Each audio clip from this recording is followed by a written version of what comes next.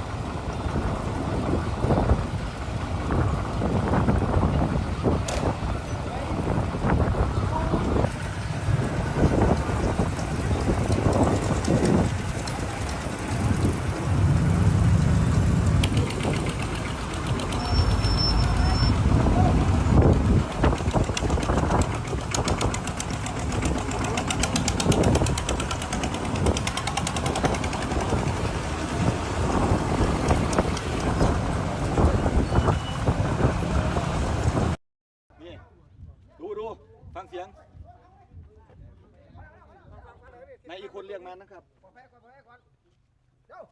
ว่าต้องฟังเสียงโทษหรอลงแล้วครับที่เกียรที่เกียรไปแล้วไปแล้วไปตะพูดกันโอเคณเวลานี้แจ้งเครือข่ายเขมรยิง BM 21มาอีกแต่ไปลงฝั่งตาควายนะครับ โอเค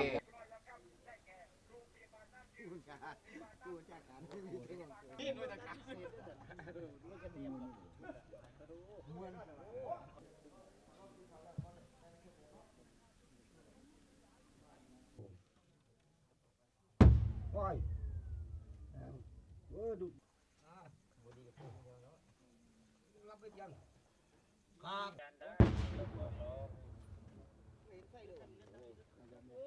ดับไฟไหมเราเปิดให้ขึ้นข้างบนไว้สบายดีครับผมเสียงดังดีขนาดเลยดู เท่านี้เขามาเวลา มีกำลังมีเราจะเป็นแบ่งเป็น2ชุดนะครับแบ่งเป็น2ชุดแถวไปครับ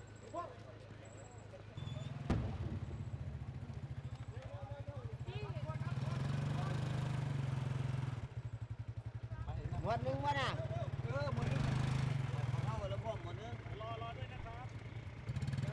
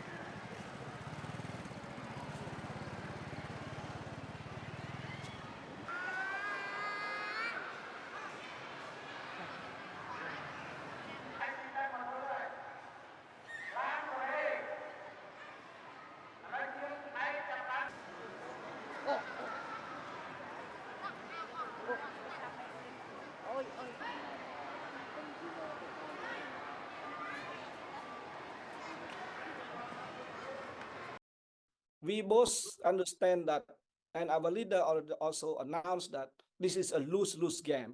So in order to have a win-win, we both nations, you cannot move Cambodia to anywhere, you cannot move Thailand to anywhere. So we better come to a consensus where the point is reached. So that's why saving life is the most important. Let's say 1 hour from now, both sides agree to be on the table and then start the communication route and a truce table. Then would be a very good idea. They always ask for the bilateral. Then now is a good time for bilateral to talk. And then both sides extend the hand and we start talking again. Even not shaking hand, but we can chanting through the Buddhism way. And then both sides will accept. No blame game, no losing face. So people will work together on this base and a fair level playing field. Because the Thai Prime Minister have already denounced and walked out from the joint declaration and many other mechanisms that are already in place. And they say this is a military work and military affair. So this is not right. Government is the one who rule the country. It's not the military who rule the country. Life is losing every second, every minute. You cannot play with the word. You have to play with the action. So that's why you come with the action, don't play with performance, then don't lie to the world. You have to be a truth maker, then you find the peace.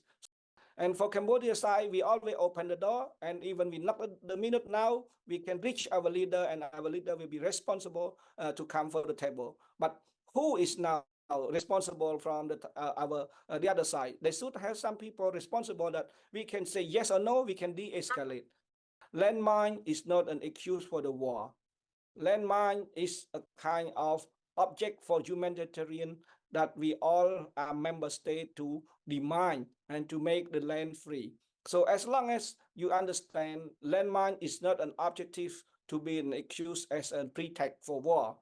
It's devastating because you have 100,000 people are missing their home and they have to leave home. At midnight, in the early morning, children crying on the street, and they have no place, and we are not prepared for bunker or shelter. So those they have to move far away, and some of rural people, they don't have any means or vehicle to move away. So they have to stay in the tunnel or maybe some others, whatever they save the closest to their home. So losing the life of the civilian, losing the life of the military, and also the property. Of course, we are not a very rich nation, but we understand the value of life.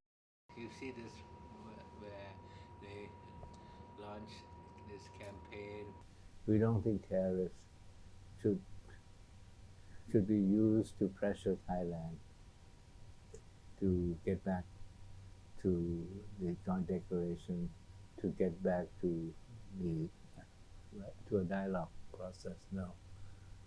I think the situation regarding Thailand and Cambodia has to be resolved on the basis of its own dynamics. And tariffs, they're part of the trade negotiations. It should be confined to trade negotiations. Right? And these temples belong to them. But these temples are on Thai side. Some of them, they have Khmer temples. When we negotiated with the facilitation of the U.S. and Malaysia, for us, it was not a signature. For us, it was the implementation of what is in the joint declaration, because we told the Americans that, okay, if you want to mediate or facilitate, even though we feel that it's something that Thailand and Cambodia, we have to work out. But if you mediate, we don't want a piece of paper.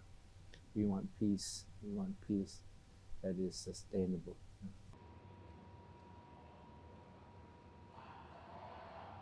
The Cambodian has to be the first to make, to de-escalate or to show that, that they want to pursue the path of negotiations. The World Heritage Meeting, their minister. The current situation, we were not the one who fired first. And eventually we have clashes along the border. And very unfortunate, right? But I think that we don't see the potential for any negotiations because we didn't start it. And it's really up to the Cambodian side to realize that the path they're taking is not going to lead, it's going to lead to more losses. And it's not good for both sides. Angkor Wat. Right? But there are copies of Angkor Wat many places, like in China. But why pick Thailand? Tens of thousands are fleeing border areas between Thailand and Cambodia as a second day of armed conflict plays out. An incident on Sunday that left 2 Thai soldiers had sparked a series of skirmishes and derailed a ceasefire that was put in place after a previous dispute that left dozens dead on both sides. For more on this, I want to bring in Greg Poling. He's a senior fellow and director of the Southeast Asia program at the Center for Strategic and International Studies. All right, Greg, bring us up to speed on all of this and the current state of play. Obviously, there was an agreement that was signed in October in Kuala Lumpur, which President Trump has repeatedly touted as one of those wars that he's played a part in ending. But since then, we've seen these skirmishes, and now it's getting very heated. That's right. So the deal that was signed in October in Kuala Lumpur really only lasted about 2 weeks before it started to break down. And the problem here partially is that neither Thailand or Cambodia agreed that they were signing a peace accord. That's how the White House and the Malaysian hosts labeled it. But from the perspective of Thailand and Cambodia, this was just reinforcing an earlier shaky ceasefire that they had reached in July. The most difficult part seems to be the Thai allegation that Cambodia has been illegally planting landmines in the disputed border, which have injured multiple Thai soldiers. And that's led to the unraveling of this ceasefire. So, Greg, can you just give our viewers the historical context here, why these two nations are trading, why they are attacking each other over this disputed border area, which has a lot to do with colonial era redrawing of maps and ancient and historical ties to the region for people on both sides of that border? That's right. This dates back more than a century. When France was the colonial power in Cambodia, they had somewhat imposed a border demarcation on the independent Kingdom of Siam, which became Thailand. The Thais have never really accepted that. And the maps that they prefer to use now are different. Cambodia prefers to use these old French maps. Thailand has its own set of maps. And they sometimes show the border hundreds of yards apart, which in a few key places means that very symbolically important temples and temple grounds are under dispute based on whose maps you look at. And so then what about the people that live around and in this disputed area? We know that thousands are being displaced as both of these militaries fire upon each other. What are they doing? Where are they going? And sort of what's happening to them? Right. This is a humanitarian catastrophe for border communities on both sides. They've had to flee because of artillery fire, airstrikes, particularly from the Thai side into Cambodian territory. We've had dozens of civilians killed or injured since July, and many of them are living in temporary facilities, either run by Thailand or by Cambodia, with very little prospect of a safe return for the medium term. So moments ago, the Secretary of State, Marco Rubio, said in a new statement that the U.S. is concerned about the fighting and the casualties, and he urged an immediate end to the hostilities for both sides to return to their October 26 peace accord. I've also seen chatter on social media that seems to indicate that the Cambodians have even told their military, the Cambodian government, to try and maintain some level of discipline. But it does feel like it depends on where, if you are, it depends on the perspective of this story, depends on which side of the border you're on. Obviously, the Thais are accusing the Cambodians of laying those mines. The Cambodians are saying aggression is coming from Thailand. So just objectively speaking, how does one sort of parse what the two sides are saying to find the ultimate truth? So from the outside, I'll be honest, it's all but impossible to know what exactly provoked any given round of fighting since July. The one thing we can say is that the Thais have called in foreign observers and shown them these landmines that are obviously new. which contests the Cambodian claim that all of these things are decades old and Thailand is hyping it. So that's one thing we do know. The U.S. role is complicated by the fact that Cambodia really wants the U.S. role here. And Cambodia is the one that nominated President Trump for the Nobel Peace Prize. The Thais do not want a U.S. role here. Really interesting. Greg, thank you so much for coming on to talk to us about this. I think this is sort of a story that hasn't been covered all that much in the national media, and I definitely wanted to shed a light because of what you indicated, that humanitarian crisis that is happening in that area, people who now have nowhere to go because of the fighting. Thank you very much for joining us. Thank you.